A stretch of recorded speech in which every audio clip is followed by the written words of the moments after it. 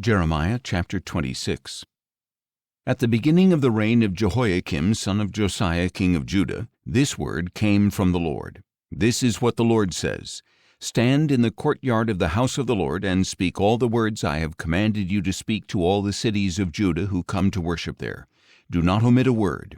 Perhaps they will listen and turn, each from his evil way of life, so that I may relent of the disaster I am planning to bring upon them because of the evil of their deeds. And you are to tell them that this is what the Lord says: If you do not listen to me and walk in my law which I have set before you, and if you do not listen to the words of my servants the prophets, whom I have sent you again and again, even though you did not listen, then I will make this house like Shiloh, and I will make this city an object of cursing among all the nations of the earth. Now the priests and prophets and all the people heard Jeremiah speaking these words in the house of the Lord, and as soon as he had finished telling all the people everything the Lord had commanded him to say, the priests and prophets and all the people seized him, shouting, You must surely die. How dare you prophesy in the name of the Lord that this house will become like Shiloh, and this city will be desolate and deserted?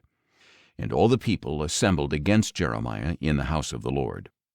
When the officials of Judah heard these things, they went up from the king's palace to the house of the Lord, and sat there at the entrance of the new gate.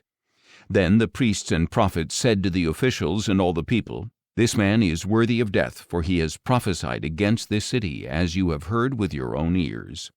But Jeremiah said to all the officials and all the people, The Lord sent me to prophesy against this house and against this city all the words that you have heard. So now correct your ways and deeds, and obey the voice of the Lord your God, so that he might relent of the disaster he has pronounced against you.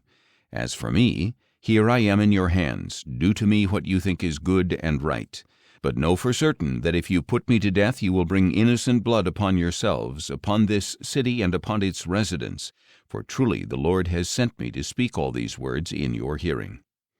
Then the officials and all the people told the priests and prophets, This man is not worthy of death, for he has spoken to us in the name of the Lord our God. Some of the elders of the land stood up and said to the whole assembly of the people, Micah the Morashite prophesied in the days of Hezekiah king of Judah, and told all the people of Judah that this is what the Lord of hosts says: Zion will be plowed like a field, Jerusalem will become a heap of rubble, and the Temple Mount a wooded ridge. Did Hezekiah king of Judah or anyone else in Judah put him to death? Did Hezekiah not fear the Lord and seek his favor, and did not the Lord relent of the disaster he had pronounced against them?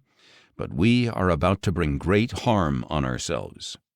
Now there was another man prophesying in the name of the Lord, Uriah son of Shemaiah from Kiriath-Jearim. He prophesied against this city and against this land the same things that Jeremiah did. King Jehoiakim and all his mighty men and officials heard his words, and the king sought to put him to death.